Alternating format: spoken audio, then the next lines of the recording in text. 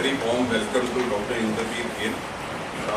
In fact, it's, I would say, a very big day for this institution because one of our own, so to say, son of the soil from the Alumni Medical College is today a world-renowned and possibly one of the top 3 urologists in the world.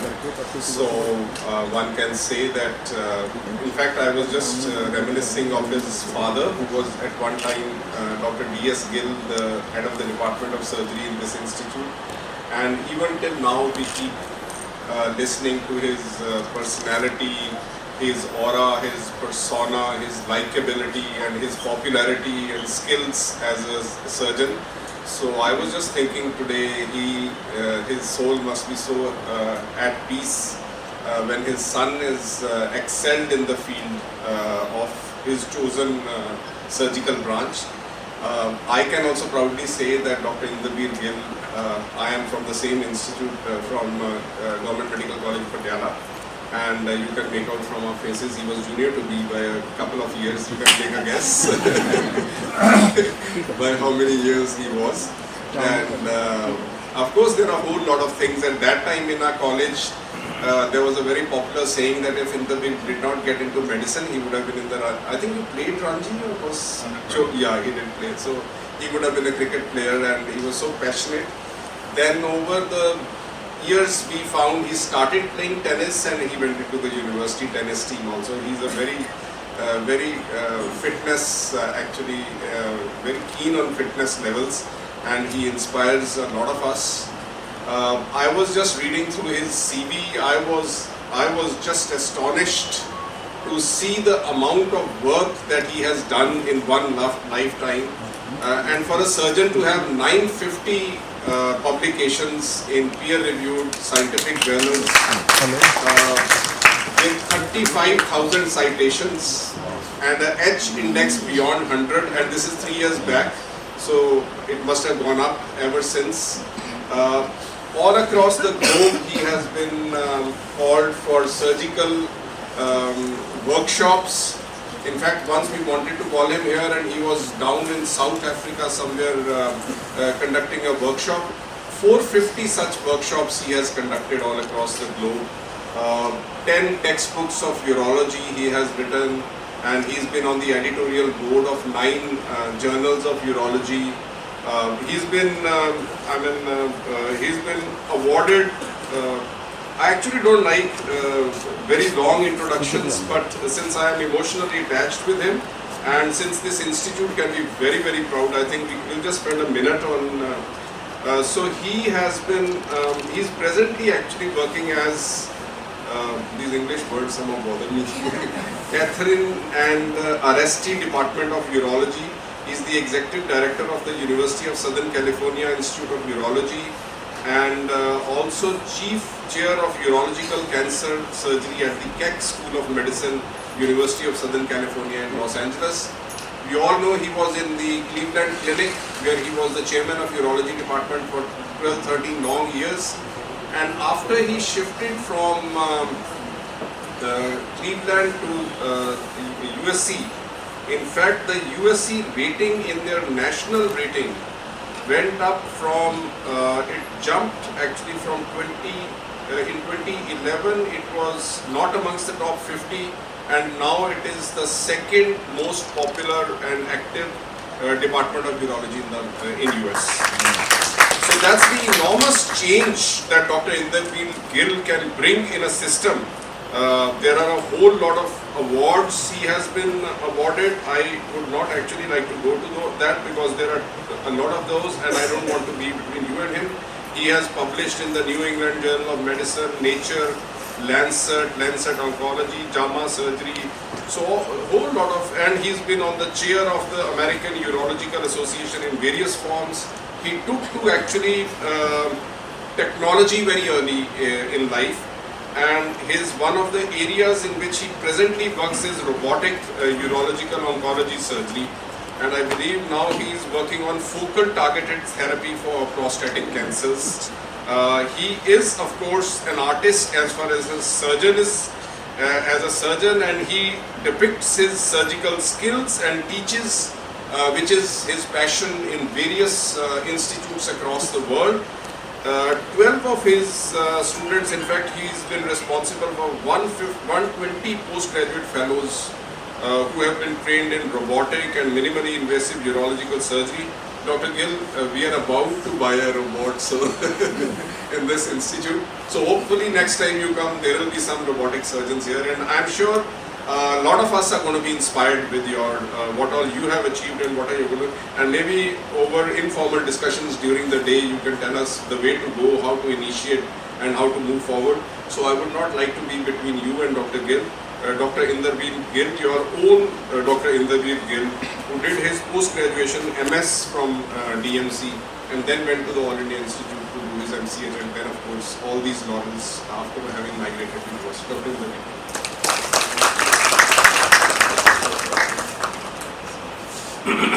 It's just homecoming. I mean, this is where I grew up. My dad was here, mom was here, my brother, my sister, all of us, all friends and all that stuff. And I was just telling Dr. Wander that, you know, this is where we used to play cricket. This is where we used to hang out to try and impress the girls. And but it's just amazing. Dr. Wander is just an absolute superstar, even in Patiala.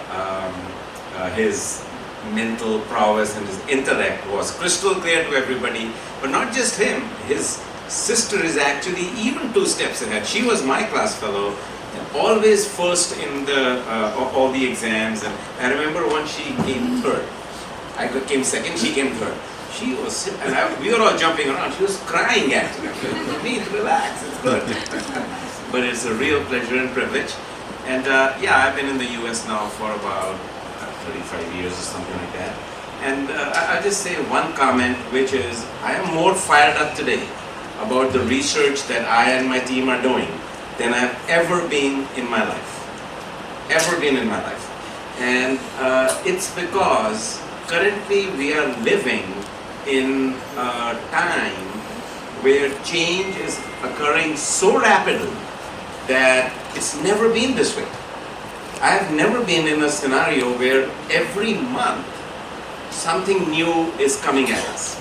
And so therefore disruption is basically all around us. And we have to recognize this. We cannot continue to just, do more of the same, because no one's going to come around and say, hey, listen, you should think of this, you should think of that. All I'm saying to you is, I've been at it for about 35 years or so, more fired up today about stuff we are doing than I've ever been. And so let's start with that. So I'm going to talk a little bit about surgical futures and artificial intelligence. And my comments are going to focus mostly on disease states. How do I put it? Guys. So this is the. Oh, lovely. Excellent. Thank you so much.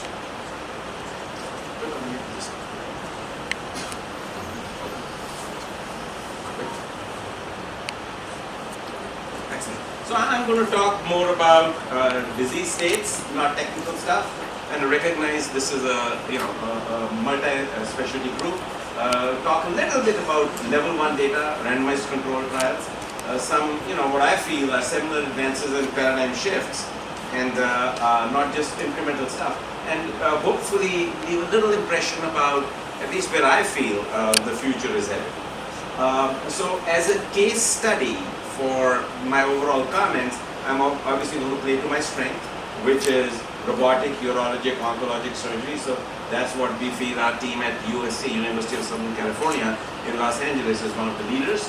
And this is basically the entire gamut of cancer surgeries that occur in urology. Okay, and this entire thing, about 15 years ago, only about 10 to 15% was done robotically. 15 years ago. Today, 75%.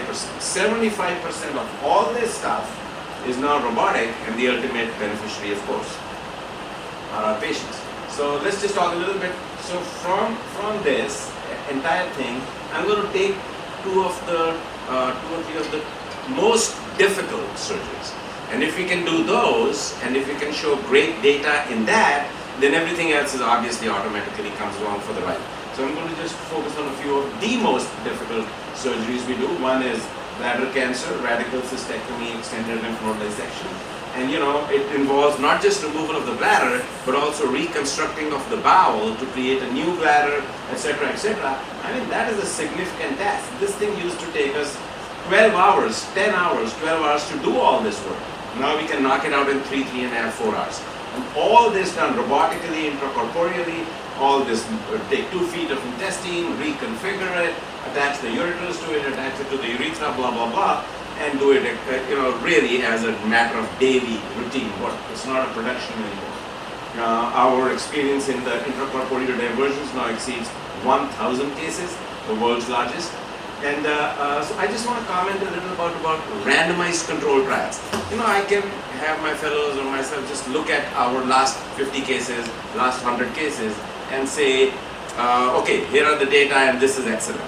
All that, you know, 80%, 85% of all research is not reproducible. It's just inaccurate. And the only way that you can really advance the field and make a practice-altering contribution is through the randomized control trials.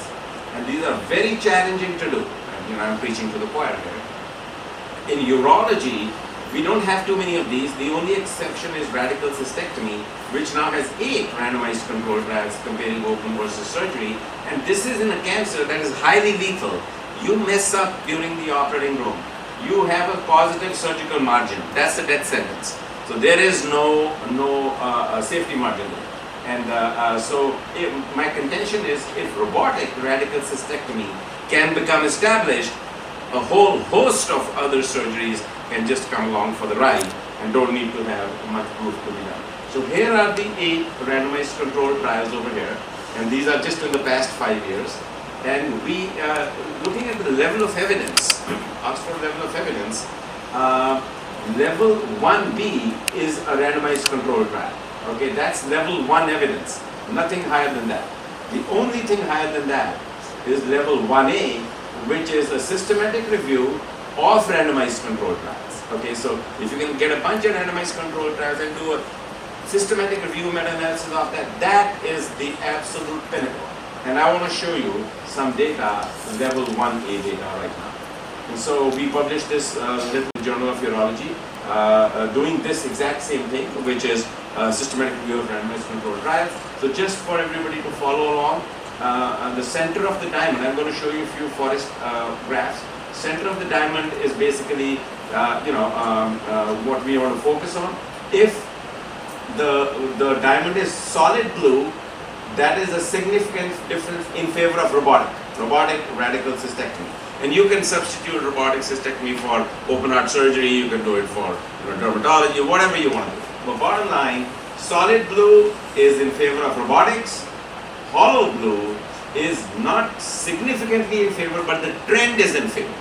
Okay, trends are important too, not just p-value less than 0.05, but if there is a significant trend, that also portends what's going to come going forward. And if it is a solid red, then that is in favor of open surgery, and hollow red is non-statistical trend in favor of open surgery. So blue robotics, red open surgery. So here it is. These are the 8 randomized controlled trials. All the data in these 8 RCTs done over the past 8-9 years, a lot of work. The entire data is distilled in this one diagram. That's pretty neat. Okay, so we're kind of proud of this one. But each line is one randomized control trial. And you can see more blue than red. And this is the null line of null, means no difference. So more blue than red. So these are individual trials, and here is the cumulative. Each thing, for example, blood loss or operating time, etc. Here are the data of each trial. This is the cumulative diamond. Here is, for example, thromboembolic complications, overall data. This is the cumulative. And bottom line, this is what we can take to the bank. And so let me just focus on that. So cumulative outcomes, so intraoperative outcomes, perioperative outcomes, oncologic and survival outcomes, etc. operative time, blood loss, transfusions, hospital stay, any complication, wound complication, thromboembolic, readmission, positive surgical margins, overall mortality, recurrence, blah, blah, blah. Just keep it simple. More blue than red on this thing, right? That tells the story. And this is a major accomplishment in robotic oncologic surgery, period. If we can do this for radical cystectomy, I'm telling you, pneumonectomy, a lobectomy for cancer now, gastrectomy, a colectomy is child's play. Well, I shouldn't overstate it, but it is significantly less technically intense than this operation over here. So this cumulative data, level 1A, now we have, and this is very, very recent, basically is just, I'm trying to convey a message, an impression that if you can see better, if you can have less blood loss, if you can have a magnified view, if you have dexterity, wristed dexterity at the operative site rather than at the skin level where I'm doing open surgery, you know. So, I mean, just, you know, it is the ideal operative environment, and you know, the rest is follows from it. And then, so this is fine and dandy. This is fine and dandy. Here are the data all in favor of robotics, blah blah blah. But how is it happening in the field? Are people, I mean surgeons and patients, actually benefiting from this? So here it is, penetrance in the field. You can see red is again open, blue is robotic. In 2000, 99.6% of cystectomies were basically 100%. Were done open, and literally zero were done robotically. Here we are. This is 2017. 2019, it is already 50-45. This is 5 years ago. These curves have already crossed. Okay, so I mean, it is this kind of diligent data collection, blah blah blah, that is needed to change practice. We're not just saying, hey, look at me, I can do this. Forget that stuff. We are past that. Change practice, really help patients. The one ding against robotic surgery is expense. It is more expensive, which is a factual thing. But this paper came out very recently, it's not even published yet. 2-year resource utilization of open versus robotic over 2 years, not just the operating cost, that's always going to be higher in robotics. Operating cost is always going to be higher in robotics. But if indeed blood loss is lesser, complications are lesser, readmission is lesser, you know, oncologic outcomes are better, so you don't need adjuvant radiation, chemotherapy, all that stuff adds up. But just within 2 years, this resource utilization you can see significantly favor of robotics. Inpatient costs for incidental hospitalization from readmissions, blah blah blah, again in favor of robotics. So this is new and exciting and thought-provoking data that even from the cost perspective now it is getting better. And you know, Intuitive Surgical, the robotic company, has had a monopoly over the past 20 years. Intuitive Surgical today, the company has a higher market valuation than Boeing, higher market valuation than Airbus. How about that? Just think about that for a second. And and they've had a monopoly. They basically would buy little companies, literally throw them in the closet, lock the thing and throw the key away, like we are done.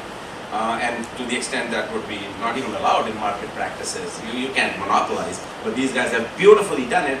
But now finally their patents have expired, and now there are 10 new robots on the field. So this is going to be, you know, an interesting space going forward.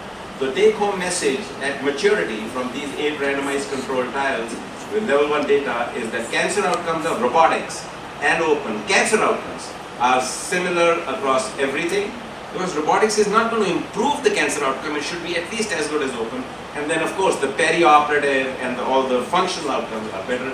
And so this is therefore now, I could not make this comment literally 6 months ago.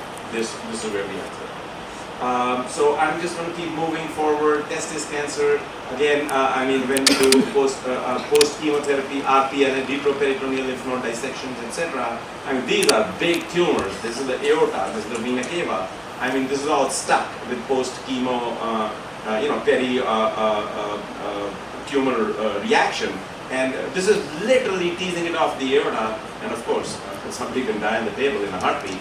But we are now doing this robotically. Moving on, penile cancer, I don't know what the incidence is in India, but anyways, we are now doing robotic surgery in the thigh, in the upper thigh, which is pretty, here's the ports going into the thigh. But the point I'm trying to make here is, if you do it open surgically, given that we interrupt all the lymphatics and all that stuff, this is the kind of post-operative surgical scar, lymphoria, thrombophlebitis, DVTs, penile edema, blah, blah, blah, that occurs with open surgery, non-healing, blah, blah, and here we are. So again, a smaller patient population, but a significant improvement and even in the complication itself. And I want to finish off the robotic part by talking about robotic inferior vena cava tumor thrombectomy. The most challenging, stressful, high-risk operation we do in the field of urology. The on-table mortality is 4 to 10%. Nothing in our field even remotely approaches that. And but now we were the first in the world to start doing level 3 trauma and have now moving along. So I am really delighted that this is now caught on in many countries, all the way up to level 1 to 4. This is the kind of incision we need open surgically. Thoraco-abdominal, or a Mercedes-Benz thing coming down the middle, median sternotomy, and then a chevron. Robotically, we do this thing through these 5 ports. This is the kind of exposure you need. You need to retract the liver, blah, blah, blah, open surgically. And we can do now much of this stuff robotically. And I just want to show you, we did the world's first robotic level 4 inferior vena cava tumor thrombus, where the tumor was extending. Here's the tumor, here's the kidney, tumor in the right kidney, here's the vena cava thrombus going all the way up to the top of the liver. Now it's going into the thorax. Here you can see it is in the intra-atrial vena cava, and here is the thrombus actually in the right atrium, right there. Here is the schematic showing it going into the heart. Here is the TEE showing the tumor thrombus in the right atrium, the tip of which was literally hitting the mitral valve every time the valve closed. So about 16 centimeter tumor thrombus, 5.2 centimeters in the heart, and we teamed up with our cardiac surgeons doing cardiopulmonary bypass and published this in Lancet. Right kidney tumor with a level 4 16 centimeter vena cava thrombus extending 5.2 centimeters in the heart. Real-time intraoperative transesophageal echocardiogram confirmed the intra-atrial thrombus. We used a 7-port transabdominal robotic approach. The cardiac team used a 6 centimeter incision in the right third intercostal space. Both the cardiac and the robotic urologic teams worked simultaneously. This surgery is typically done open. We robotically secured the vena cava and the porta hepatis. We cinched down the romana thoracates, and with the patient on cardiopulmonary bypass, created the vena cavotomy, and then robotically extracted the intrahepatic and suprarenal thrombus. The intracardiac thrombus was extracted by cardiac. To confirm complete thrombus clearance, we retrogradely passed a balloon catheter and also performed vena cavoscopy. We then closed the vena cava, prepared the heart, and got the patient off cardiopulmonary bypass. Total operative time is 9.7 hours. Bypass time was 2 hours. Pringle time 31 minutes. Blood loss intra-abdominal 300 cc's. Transfusions are shown. The patient left the hospital 6 days after surgery. No complications. Pathology showed clear cell renal cell carcinoma, negative surgical margins, no table wall invasion. Post-operative CT scan showed no evidence of residual disease, and these are the post-operative abdominal scars.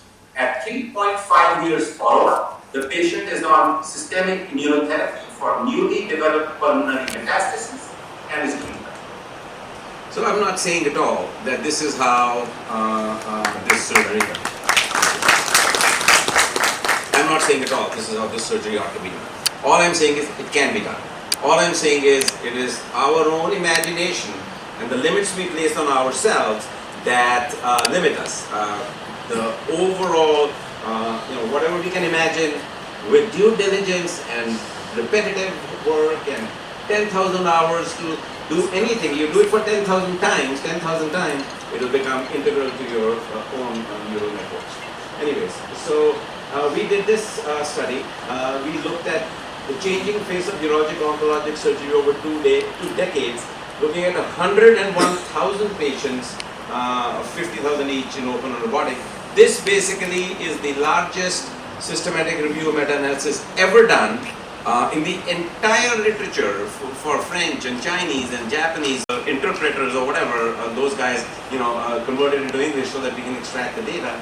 And I don't want to go through this in detail, but this I feel is I showed you level 1 randomized control trial data. So that's very, very difficult to do. What's the one step less? One step less is do a thorough systematic review meta-analysis of the entire literature with all Oxford criteria and the various, dotting every I, crossing every T, and thereby come up with a pure data set. So 100,000 surgical patients you're not going to come across easily.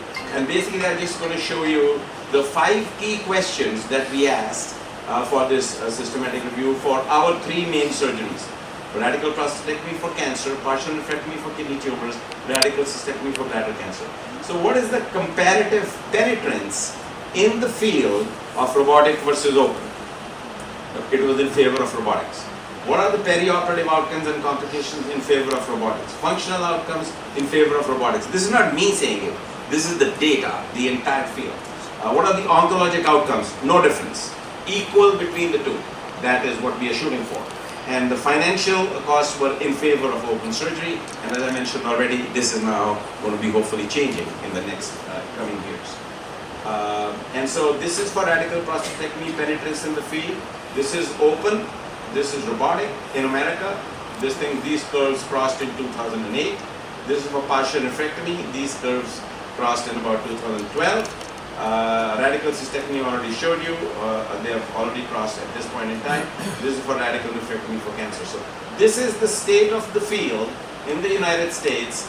We did this looking at the premier database, which is 1,400 hospitals across the country over 2 decades. And I just feel very good about this slide because I feel our team has fundamentally contributed in making this effort, not just us, with all our colleagues, but we've been pushing them. So today, in the summary of the worldwide literature, there's not a single urologic, oncologic cancer surgery where robotics outcomes have been shown to be worse than open, and many in which robotics have been shown to be superior. So moving on, so robotics is fine, but my goal always is, first I want to, it should appeal to me intellectually, and then if it appeals to me intellectually, then I'm going to work like a maniac to try and get very, very good at it. And if it is difficult, then you have my total attention. Now I'm going to be totally on it. And then we're going to develop it, build it, till we feel it is now perfected. Nothing is perfect ever, but this is now state of the art. Once we get there, then I lose interest. Then I want to be the one to destroy it. I want to be the one to kill it. Because if I'm not, then you guys are, and then you're not going to invite me for a lecture because you'll be giving all the lectures that we're I'm kidding, of course. But so my goal is to build it to the best we can and then be the ones to kill it so that now we go to the next level. So for robotics, I do have to put in 4 or 5 ports. Now I want to do it non-invasively. Why do we even have to make any cuts at all? Welcome to now focal therapy, and where the goal is to using advanced imaging, using 3D reconstructions, etc., to first identify and then treat only the cancer tissue, or for cardiac. You're not doing breast. We are not doing radical mastectomies. You're doing lumpectomy and radiation. Same thing there. Treat the dangerous tissue, observe the rest, and thereby ablate only the cancer lesion, index lesion, active surveillance of the rest. In other words, targeted interventions where we are not nuking the entire neighborhood. So at least for prostate cancer, this is translatable to everything else. We can go do focal therapy transrectally, transperineally, transurethral, transvesically, and through the blood vessels, endovascularly. And here are the various treatment options that are now available. And this one in particular, aquablation, we are now working with the FDA to go through the urethra and using a water jet blow away the prostate. Okay, a water jet is a very potent energy. I can turn on this water jet and literally blow a hole through this wall, literally. And you can carve in steel with water. And a finely calibrated water jet, which we can tell go only 2.2 centimeters on the right, go only 1.8 on the left in the prostate tissue, it will do that.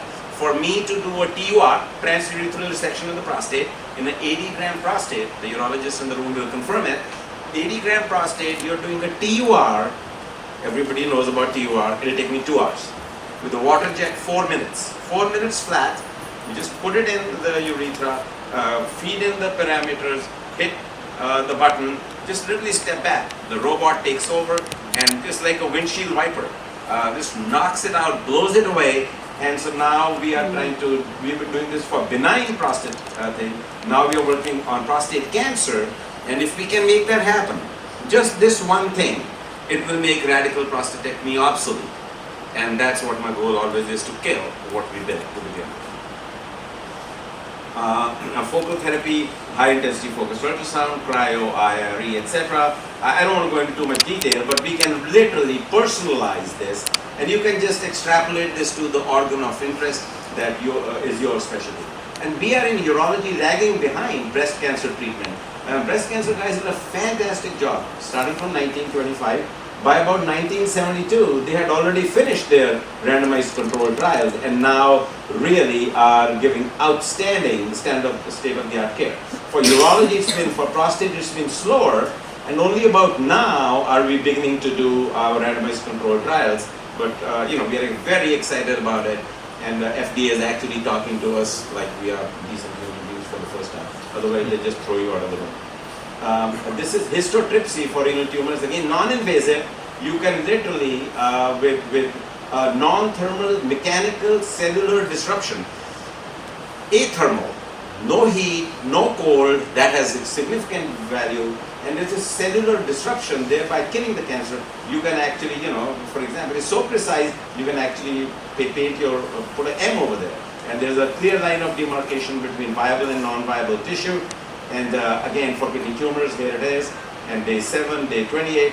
All we did was put a little probe on the skin, hit the button after focusing it properly, and there you go. You don't even have to do the partial nephrectomy, a surgery that our team developed, and I love to do, but I don't want to do it anymore. Why would I? The patient is better off doing it this way. So again, very, very initial thing, and really no series available in the literature today. We want to be at the very head of it, not follow.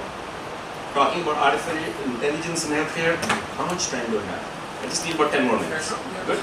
Okay. So guys, welcome to our current passion, AI. By the way, who in the room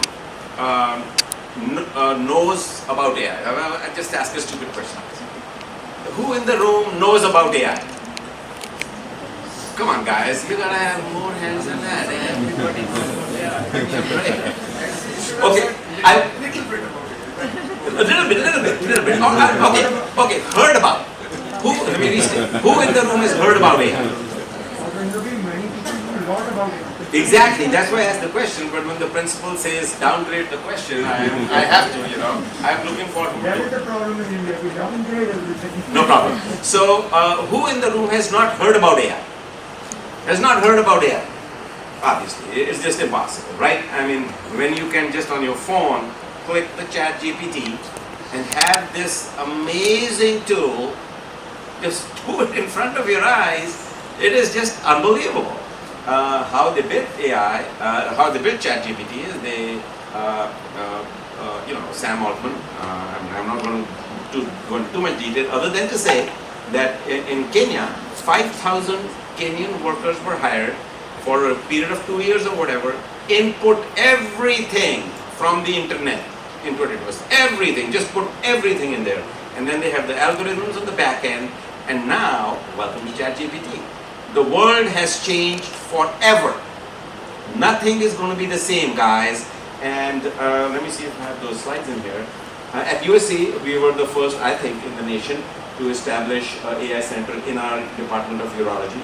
And now we have about 6.57 million in NIH funding, and very recently got a 5 million gift just for working on here. I don't want to go into too much detail. The artificial intelligence, machine learning, artificial neural networks, deep learning, etc. are all various increasingly sophisticated forms of artificial intelligence. So how does this work, guys? Supervised learning, okay? So here's the raw data. All these are apples, and we teach it to the supervisor, who is now telling the algorithm apple, apple, apple, apple, apple, okay? And we are training the algorithm. It's supervised learning. We're training it and then hit the processing button, and the output, the automatically, next time you show this algorithm the apple, it will say it's an apple, okay? Now, if we put some mangoes and pears in there, same process. Now it is unsupervised, okay? Algorithm processing, it will say pear, apple, mango. It will automatically do it. You don't have to do a thing. You can be sleeping. This is doing it behind us. Okay, now we get rid of that and throw in some prostates. And so you'll say prostate, apple, mango. Now in these prostates, we have some with a cancer lesion and some with no cancer lesion. Same story, it'll say prostate no cancer, prostate with cancer. Taking it one step further, we say grade group 3, grade group 4, grade group 5, and same thing, it will automatically say grade group 3, 4, 5. You feed it 10,000 prostates with this stuff, it'll boom, categorize it with zero effort on your part. What is the difference between statistics and AI, data mining, machine learning? In statistics, which is what we have been doing so far, we are teaching humans what has happened or what is happening by looking at the data. With machine learning, we are teaching computers to predict the unknown by learning from known data, as I've shown you. Show the data, and we are teaching the computer, okay? Teaching the computer. Over here, data are collected to answer a question. Is robotic better or open? Over here, data are collected electronically for the future. Over here, questions come first, and then we collect the data for it. Over here, data comes first. We just put in all the prostates in there, and then we'll figure out the question that we need to ask. Here, data are analyzed by people with the aid of computers. Here, data is processed by computers with the aid of people. So, I mean, this is now our current world. I'll show you some clinical examples. Sir, this is EKG. Eric Topo, everybody knows, at least in the world of cardiology, Mr. Cardiology. This is his TED Talk. Just from looking at an EKG, no additional stuff, just looking at EKG. Age, sex, ejection fraction, diagnoses, anemia, hemoglobin, atrial fibrillation, stroke risk, diabetes, pre-diabetes, filling pressure of the heart, hyperthyroidism, kidney disease. Just from looking at the EKG. I mean, because these guys must have fed 1 million EKGs in there and said, in addition, there are 100,000 who had kidney disease, there are 200,000 who had hyperthyroidism, there are 45 who had atrial fibrillation, and the computer was going to look at stuff and figure out in these squigglies, which I have no idea, figure out from this, oh, you know, I've seen that in hyperthyroidism, this little squiggly is off every single time or whatever. And just from an EKG be able to do that. Let's take it one step further. This is the prostate. Prostate gland segmentation, identification of the lesion, characterization. Just from the MRI to say this is grade group 4 cancer. Diagnosis, grading, cancer-specific mortality. Kidney tumor. Diagnosis, on the CAT scan, all we can tell is, sir, you have a tumor. That's it. I can't even tell them really whether it's cancer or not. It's just, you got a tumor. And then we can figure out what to go from there. Now, we can actually tell not only benign versus malignant, but we can even do grade classification. Digital AI pathology, I'm sure that some pathologists in the room, gone are the days when literally you send the slide to the pathologist, they're going through the slide and telling you the diagnosis. Now, here's the slide. I mean, you can subscribe to it today. You can subscribe to it today. You take a, you have the scanning machine. Every place has a scanning machine. It goes up to the cloud, and instantly, within a few seconds, the thing comes back with a fully printed report. and then the pathologist has to look at it to sign off on it, right? But all the mundane work of going through every slide and all that stuff, don't need to do anymore. There is a bladder cancer seen on cystoscopy. Just by looking at this, we can now begin to predict invasiveness, the response of this tumor. By the way, I don't even know if it's cancer yet, okay? Already, it can tell us response to neoadjuvant chemotherapy. Pathologic grading, staging, mutation identification, just from a cystoscopic view of the tumor. That's crazy. Here's what our team has built. How many people tweet? Okay. In the US, quite a few do. I haven't, but quite a few do. It takes, right? It takes about, I would say, what? I don't know, 5, 7 minutes, 10 minutes to be able to tweet. Something like that. And then here's hoping, what is the point of doing a tweet? It is, I published a paper, I want you guys to know about it. I'm going to kind of tweet about it. And here's hoping that, and it has been actually shown that social media promotion of your research will actually increase scientific citations of my research. And if I am in academia, I want you to cite my paper. Okay, so here's tweets. We looked at, just pay attention for a quick second here, the original, we looked at New England Journal, JAMA, Lancet. Okay, the top 3 journals in the world, and we looked at their 30 papers, and we took their original tweets sent by the journal. The journals have a media manager and this and that, and they are creating these tweets and sending them out in the world. And then we have created, our team has created the algorithm where all you have to do is copy this link. You know, every manuscript has a link. All you got to do is copy the link, put it in our algorithm, hit click. 13.8 seconds later, the tweet is created automatically. 13.8 seconds later, but not only that, you can send it to Facebook, Instagram, Twitter, or whatever the hell is there out there, and you can do it in Chinese, Japanese, Arabic. It's like one tweet, and even that you did not create. You didn't create it. You just put the link in there, and you hit click, and in front of you it'll say generating, boom, it shows up. And from one automated tweet, now you can put it on all 5 platforms in 10 languages, and 0 work on your part in 13.8 seconds. So we looked at this, and we looked at 1,300 local people, just people out in the world, Amazon Mechanical Turk folks, and they always, for all these things, 1, 2, 3, 4, 5 things, this was the post created by the New England Journal. Our automated tweet is the bigger one, beat the Lancet, JAMA, AnyJam every single time, without any effort on my part. Here is again the tweet. We looked at and these are all formally evaluated. We are not just making this up. Percent correctness for the title of the article, findings of the article, hashtags, emojis, whatever these are, tetrafacta of correctness.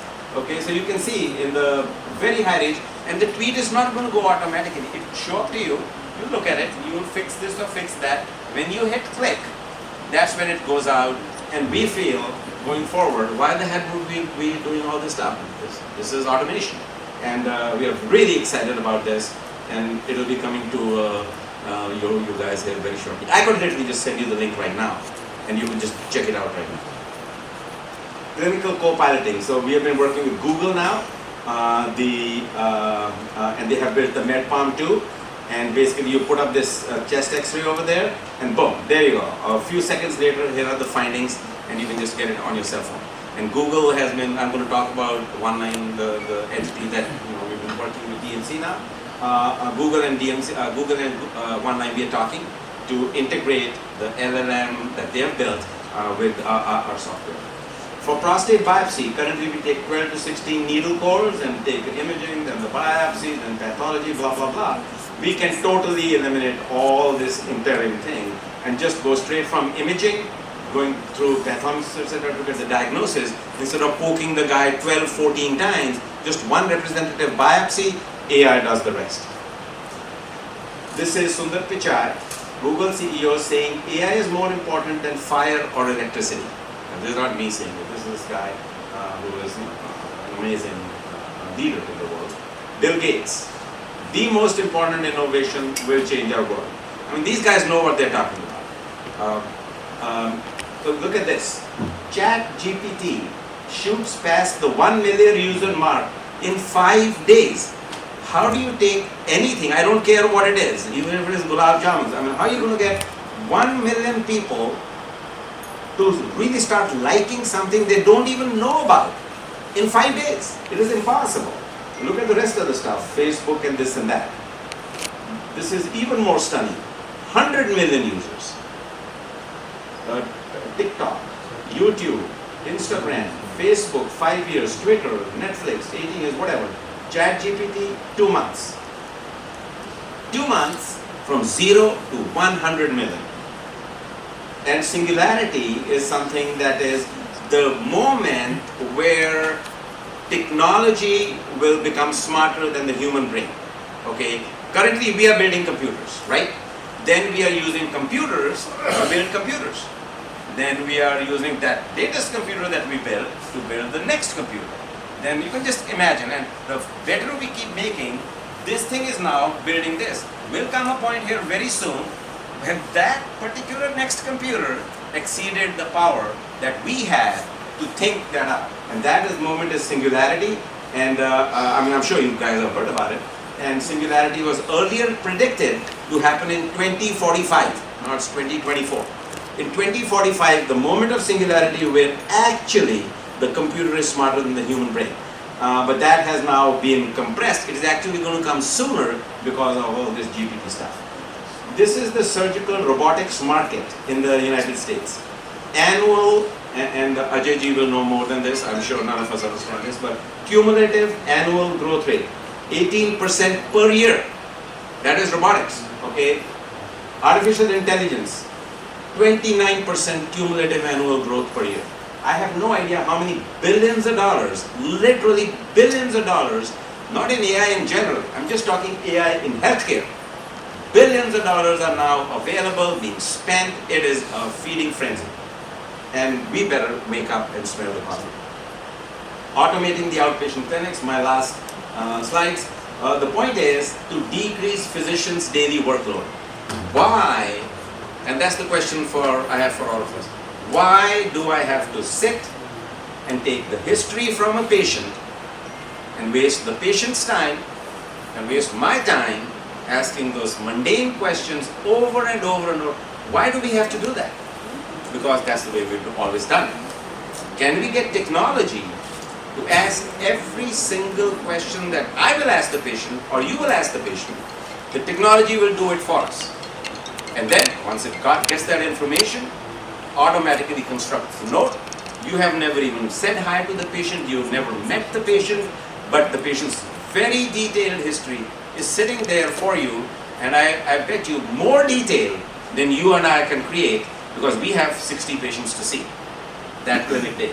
And I'm not sitting around, taking my time. I need to move. My PA, my resident, my fellow, we need to move. There's time pressure. But this technology does it for us.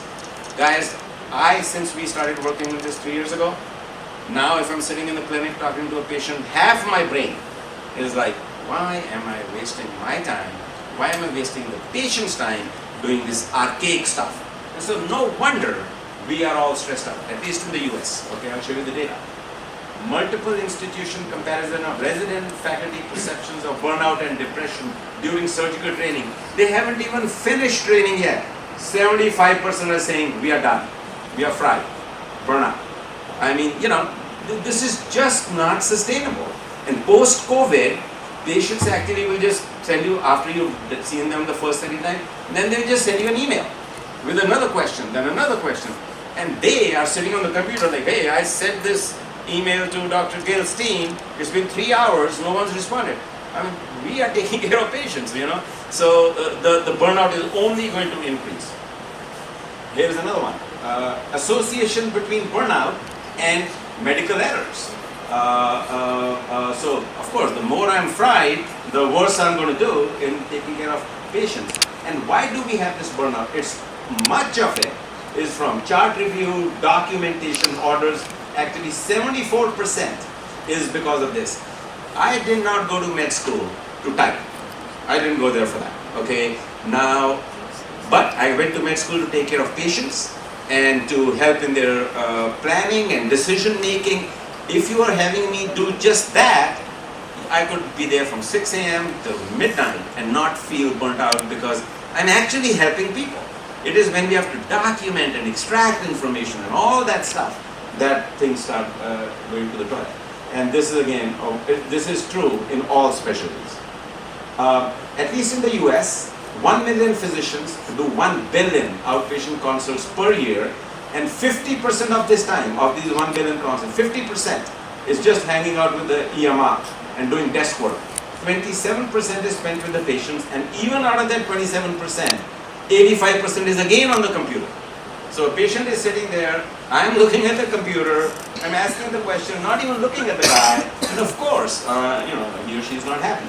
And this stuff is daily, repetitive, scribe-like, mundane, and causes burnout. And it takes national average in the US 20 minutes to create a new note, and 10 to 60. And we feel AI can, at a very minimum, delete 7 to 10 minutes. It will be a little change in the way we do it. There's this beautiful New York Times cartoon. That's one picture cartoon.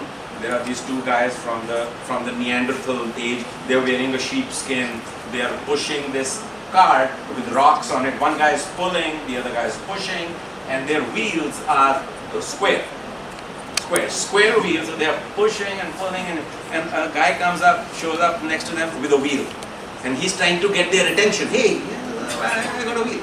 And the caption over there says, "Can't you see we are busy working? We don't have time for all that crap."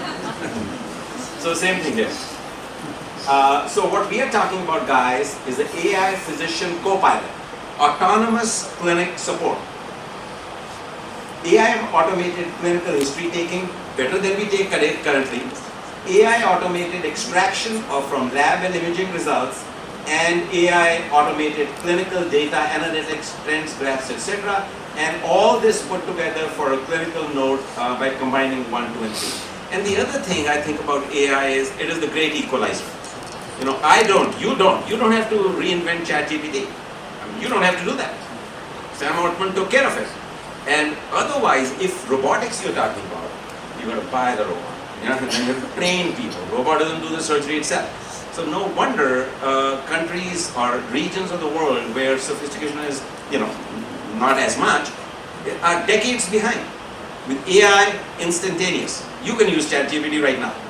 So same story here. Things like this we can transfer near time, real time. So this platform that we've built, of course, I have this automatically creates a detailed, highly detailed clinical note, saves 7 to 10 minutes per consult, which adds up to about 2 hours saved per clinic. And you can head out and play golf for those 2 hours, or go back to family, or Dr. Warner would much rather have you see 3 to 4 more patients in clinic so that you do better and have more revenue, as would the hospital. It decreases physicians' mundane and repetitive work, increases our satisfaction, also patient satisfaction. Just think about it. What would you much rather, if you were a patient, would you much rather come to my clinic and sit there and have me grill you? Or would you much rather do it at home in your pleasant, more comfortable environment with family, friends, etc.? So it increases physician-patient satisfaction. On the back end, it creates the database. So every data point entered, clinical or objective from the outside records, it's all being entered into the database. So you have the database automatically being built, and also standardizes the clinical note across the entire health system. The platform is basically AI pre-consult intake. Basically, I'm going to just abbreviate this by saying we send the patient a link. Patient clicks on the link, everything opens up from there. And then the AI engine from where we upload outside records, and the AI engine automatically extracts from there, puts the two together to create the consultation note which shows up in the EMR automatically. So AI on the phone or whatever takes the detailed subjective history from the patient, AI extracts objective history from outside records. This is PSA, MRI, PET scan, pathology, all automated. All this is automated, and puts it together to then create the note. But not only that, it can then tell you, here, for this guy with prostate cancer, consider doing these 12 additional steps. It will actually give you clinical decision support for next tests, etc. And also we have automated the management planning. And all this is done before, pre-consult, before the patient you've ever seen the patient. Everything is pre-consult. So when patients click the link, this is what they experience from home. And this is for my patients, okay? For your patients, imagine your own video in this, all right? So we send the now, and in talking to Professor Wander, Harmandi, etc. In the US, patients are scheduled to come to SMIC. Over here, they're walking, right? So sending the link to the patient's home probably is not going to work because there is no prior appointment. So they walk in, but bottom line, the moment the patient clicks the link, this is what they will I'm see. Dr. Gill. Welcome to our urology clinic. Please fill out this electronic questionnaire, which will provide us details about your urologic concerns. This will help us serve you better. Thank you, and we look forward to your visit. This is your video, not mine. Hello, what's your first name? Great to meet you, Karen. And your last name? Okay, I'll remember that, Karen Gill. Okay, we are now going to ask you to describe in your own words what brings you to our clinic. This is obviously abbreviated. So, Karen, what is the reason for your visit? Include relevant information such as anything you've been told by other physicians. I'm Dr. Gill. Welcome to our urology clinic. Please fill out this Thank you, and we look forward to your First name? Great to meet you, Karen. And your last name? Okay, I'll remember that, Karen Gill. Okay, we are now going to ask you to describe in your own words what brings you to our clinic. So, Karen, what is the reason for your visit? Include relevant information such as anything you've been told by other physicians and any tests/treatments you've had. Do you have any other specific details to share or additional concerns you would like addressed?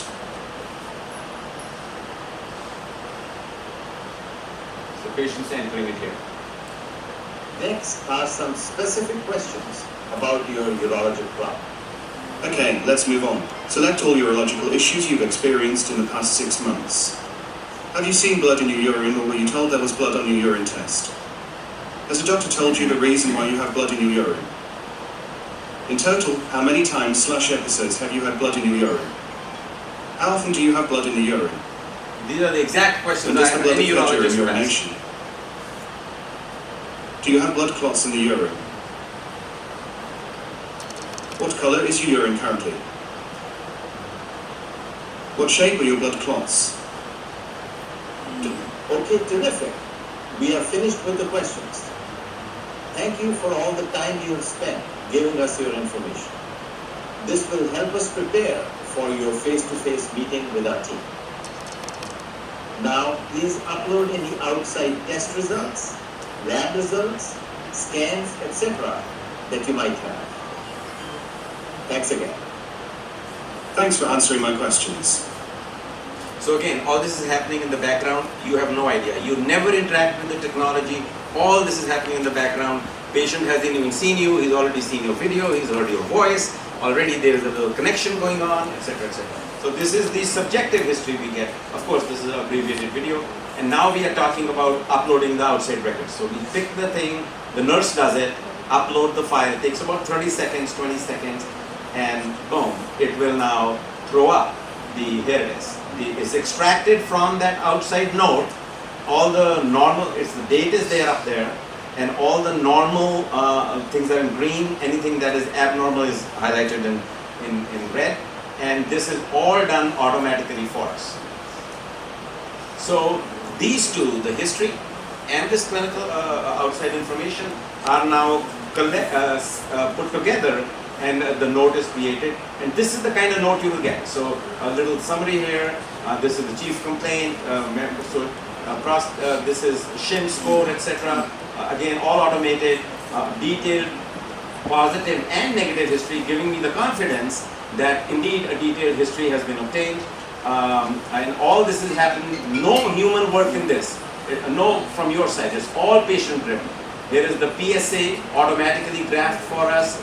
You just hover over it, blue dots are PSA, red dots are the therapeutic intervention. Here's the MRI uploaded by the patient.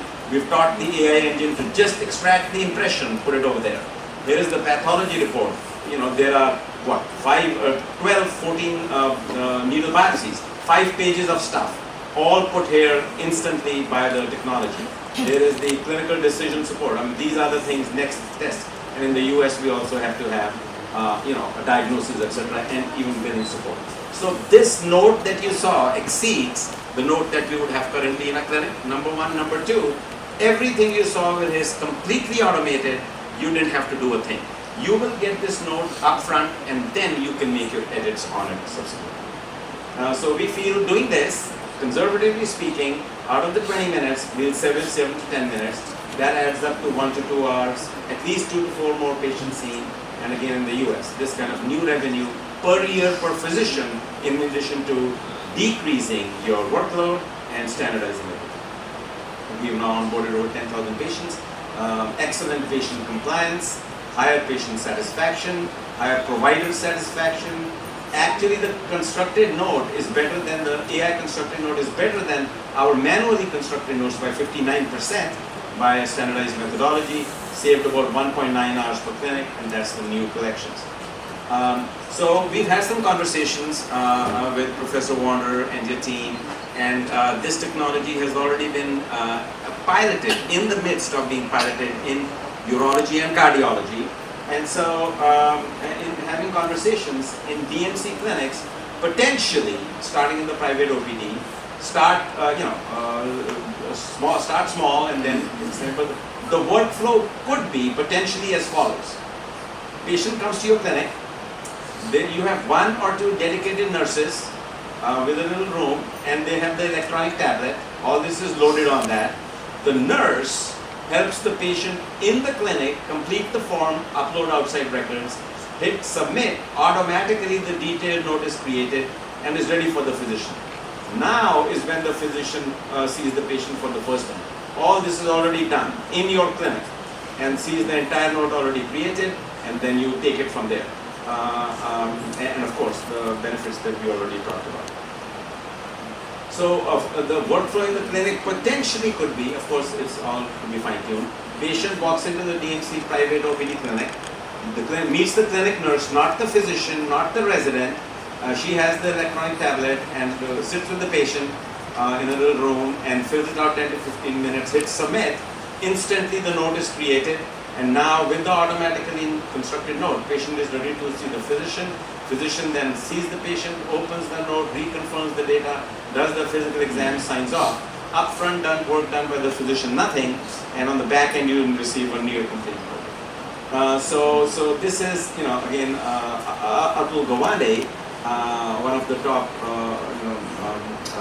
medical writers in the United States, saying that if the past quarter century has brought minimally invasive procedures, the next may bring the elimination of invasion.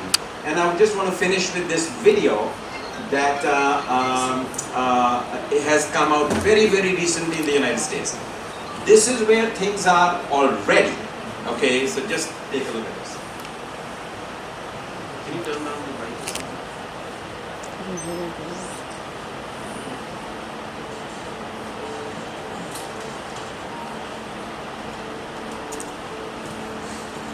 Hey, figure 1, what do you see right now? I see a red apple on a plate in the center of the table, a drying rack with cups and a plate, and your hand on the table. Great, can I have something to eat? Sure thing.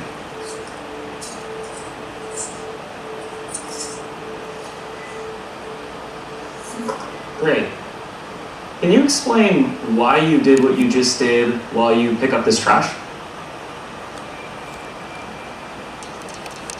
On it. So I gave you the apple because it's the only edible item I could provide you with from the table.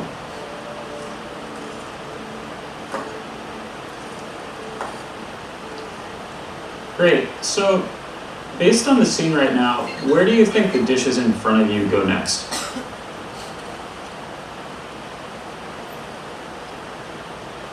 The dishes on the table, like that plate and cup, are likely to go into the drying rack next. Great. Can you put them there? Of course.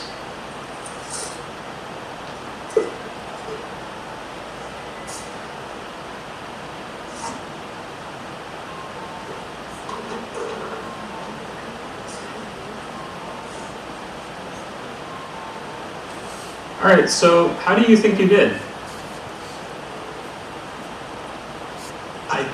I think I did pretty well. The apple found its new owner, the trash is gone, and the tableware is right where it belongs. I agree. Thanks, Figure One. You're welcome. If there's anything else you need help with, just let me know.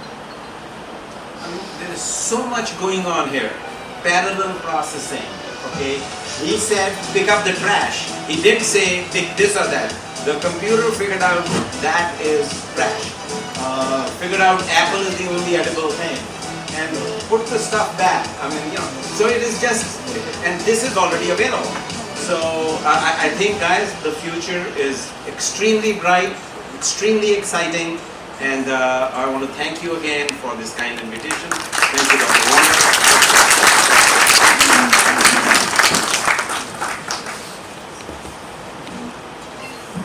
So that was a phenomenal talk, your energy levels and the amount of work you have done. I know we are overshooting time, but I'm sure there are people who want some burning questions and which we can have a discussion subsequently. But we can surely have, Dr. Bawa had prepared a small talk on what we have done here, but I think that we'll have in the other session. One of our residents had used in from urology, maybe he can make a short comment. I can tell you for sure in cardiology we filled up about 40 odd patients and the history comes out very well, the interpretation is excellent, how it picks up data from the records is phenomenal, and just as we take time to get familiar with some of these things as we go along, I'm sure it's going to be an excellent tool. And DMC is, I would say, mentally and even thoughtfully prepared to use robotics and AI into our routine usage with your guidance and with your excellence. And I'm sure there are a whole lot of other developments which are happening which we will keep abreast with through you in the times to come. So maybe one or two people can just make very short comments, and then we can have informal discussion. He's going to give a talk for the medical students from 10:30 to 11:30 in the main auditorium where Dr. Kaushal has actually collected, so that we thought students will get an exposure.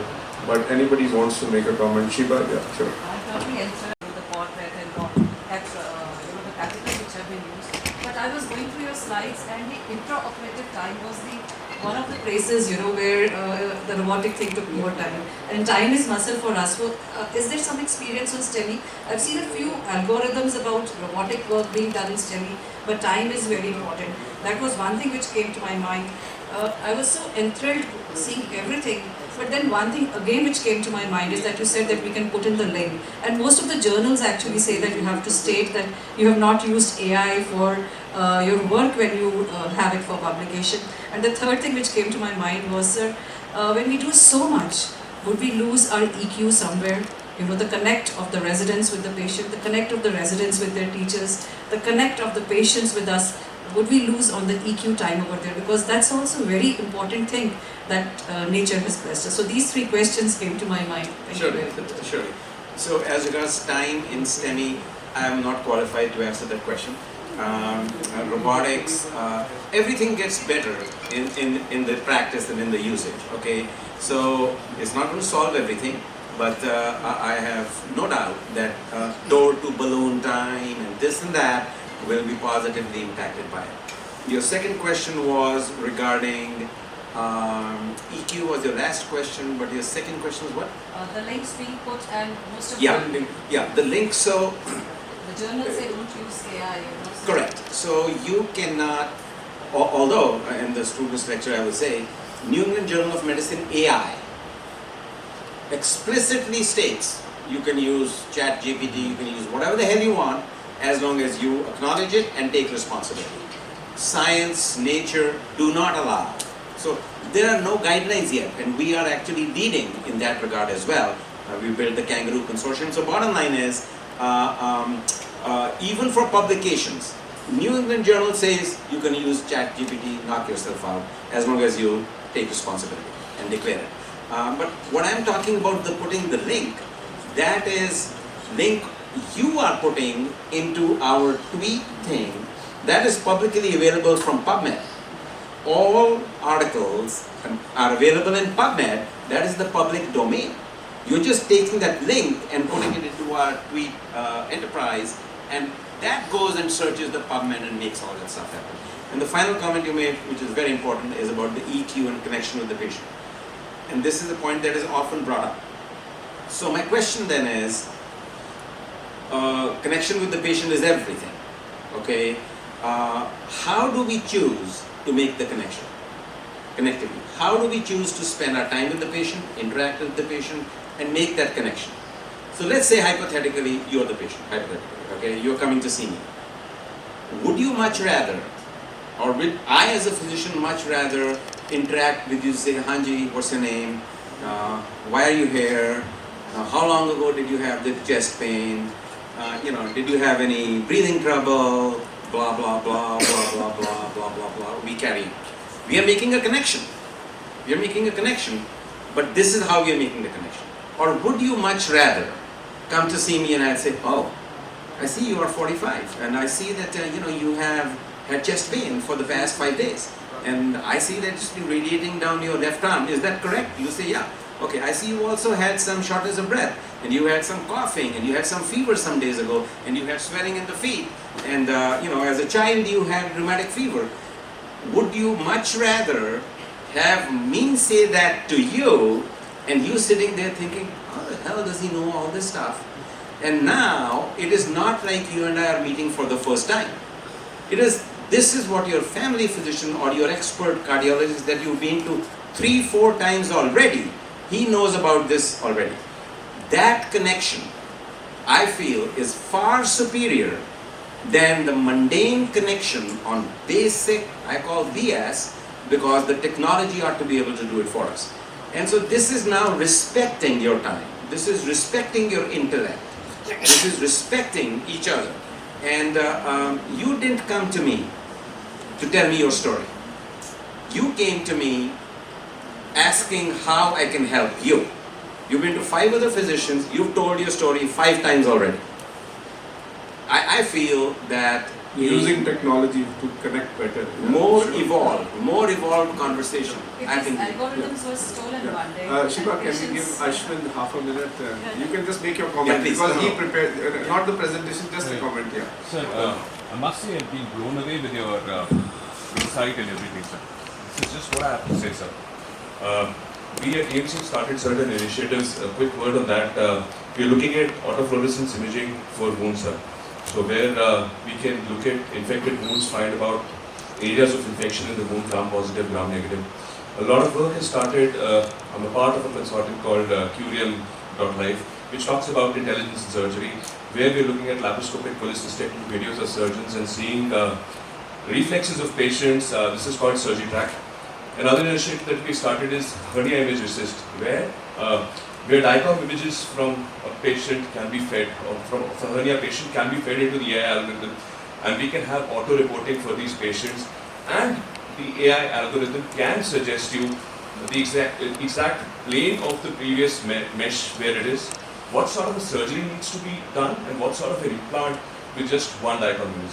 So certain initiatives that we started, but absolutely one of his papers, the hernia paper on AI actually was accepted, and he made that presentation at the Harvard School of Medicine. So, excellent. Compliments. Yeah.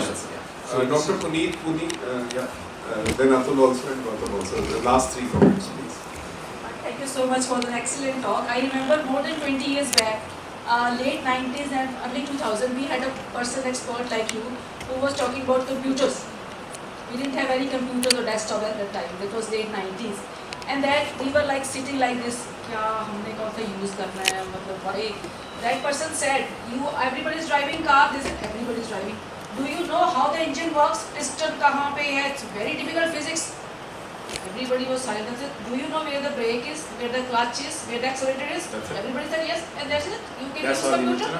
And we felt so confident. So my seniors used to tell me that I was the first one to buy the desktop, that I was the first one to buy the laptop, and now my juniors say you are the first one to buy the latest smartphone. So this is so exciting. It's like a toy in child's home, and we are already using ChatGPT. For private practitioner, it's a boon. We say don't be threatened that it is going to replace doctors. But yes, physician knowing AI is going to replace physicians who do not know AI. Absolutely. So that is why this lecture is so important. Thank you, Dr. Wonder, for bringing the best of the best for us. We are so proud of you. Being alumni, you are invited for December alumni function also. I'm the chairperson, so personal invitation. That is Puneet's commitment to the alumni association. So another thing, private practitioners so happy. They used to call me because I'm a Praku type of bookworm person. If ma'am ji, mother is taking Velcro, can she breastfeed? I would say, okay, I know it because I have read it somewhere. But now they say, we had a workshop last on 7th of July. We say, mother was on 4 anti-epileptics. I say, just give me a minute, I'm seeing the patient. Within 5 seconds, they were like, not only about the safety, but you can take medicine 1 hour after taking breastfeed. Then he wanted the physician, the private practitioner, that I want to give this instruction to the mother because he doesn't want to waste that time telling all this. He said, give me the instruction in Punjabi. Punjabi ja gaya. Person said, I'm a Baniya. It is in 3 pages. I don't want to waste my paper. Give it in half page. That instruction, it was, I was amazing. So like I run asthma clinic and every time I have to avoid this thing, avoid that thing. It's like you are repeating and you are wasting 15 minutes on a patient where you could have sent 10 patients. And then instructions to the mothers. So you on ChatGPT you can write, okay, my patient is asthmatic. Give instruction in Punjabi the mother has to take. I don't have to give instructions. Everything is there on the net. So 2 pages. I said 2 pages difficult. Give it bullets, 10 lines. Bullets, 10 lines. Yeah. Amazing. I think I'm the only clinician who leaves DMC at 4 p.m. Because I love my life personal and I love my professional life. I give my 100%. But after that I give 100% to my grad daughter also. Yeah. So Please don't spoil others. this AI No leaving at 4 p.m. guys. so this AI is going to improve the quality of our lives. Because we will be, as he said, we can see more patients. Any person who is interested in more money, you will make more money. But any person who is more interested in spending time with the children, as a pediatrician I say they need your present more than your presence. Your presence is more important. They can spend more time with their families. So AI is the thing and thanks so much. And we had a communication online also when you said everything was shown there. And I asked what about pediatrics, say that pediatrics is a very, very sophisticated branch. There is still not the data for newborn separate, adolescent separate, toddler separate. So we are the most challenging and the most interesting branch of medicine. And hopefully in future also we'll get moved into Their platform will have. But that touch and that stethoscope will never go because stethoscope brings you close to the heart of the patient. So don't think that we are going to lose contact. In fact, they are going to become closer to us because we know them before they meet us. As you said, so they are going to follow us more. The car is available, guys.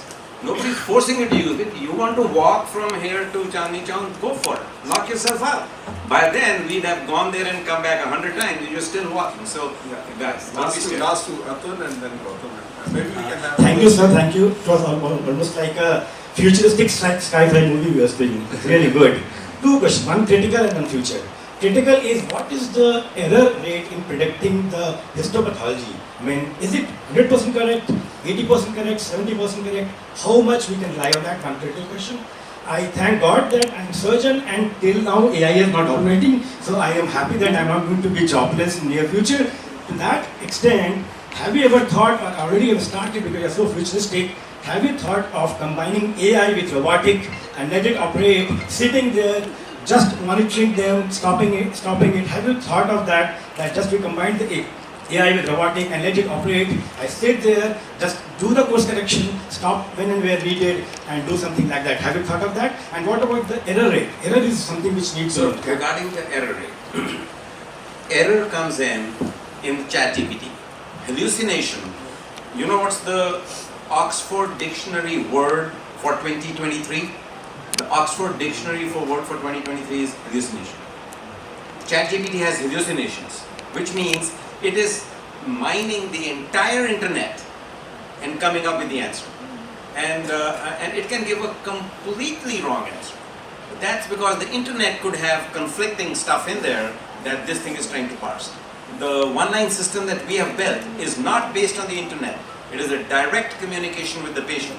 It is an internal system, and so the error rate there is near zero, because whatever is entered is what faithfully shows up. The patient can tell you a wrong answer face to face also, and could enter a wrong answer in one line, but then we have fail-safe mechanisms within there to ask the question again. And it is not as if the output, I'm not restricting the comments just to one line, you can have a larger concept.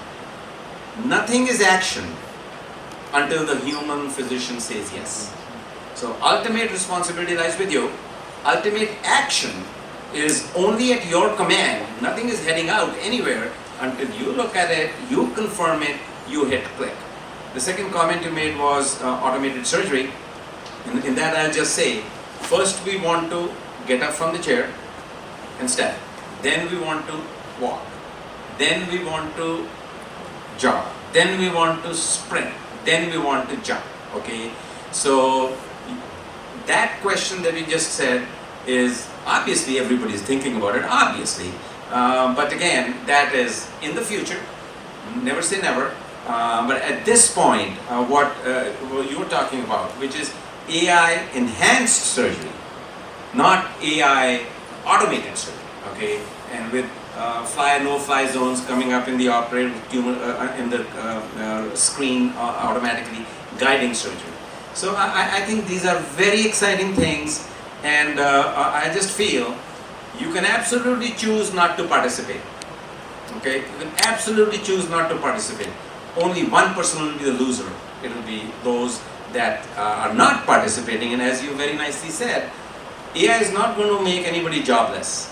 AI is only going to make those people jobless who don't partake of this thing. And you don't have to understand how this damn thing works. It is like, just click away. The last one. I know it's been a long time. I know, Dr. Inderbir, so we don't need artificial intelligence. Basic intelligence is respect time. So I will respect time, I will not make the comment. But I thought, I am Professor Ahluwalia, we have 4 links. I was at AIMS when you were doing your MCH. Then I've been to Cleveland when you were at Cleveland. When you were not at Cleveland, then I have a link with USC also. And I have a link with DMC also, because my wife and my daughters are from there. Yeah. So this will be a larger conversation. Sure. There are quite a few points to be discussed. Sure. So maybe later, Yeah, so we can do it. Yeah, let me thank Dr. Inderbir for a very liberating talk, and for me it's been a life changer, and I'm sure the number of claps we've had, we rarely have claps in the teaching session, so it's actually it depicts the amount of interest you have generated in our esteemed faculty. Thank you, Inderbir. It's been a great presentation, and thanks for taking your time.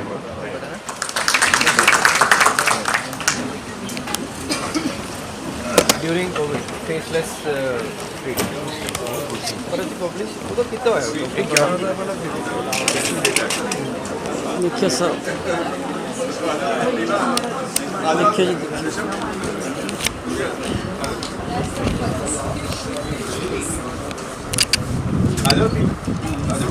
Hello, please come, guys. We need some help. We need some women. We need. So inspiring. Thank you, sir.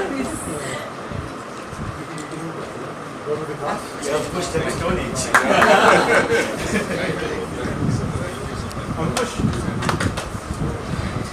Very inspiring.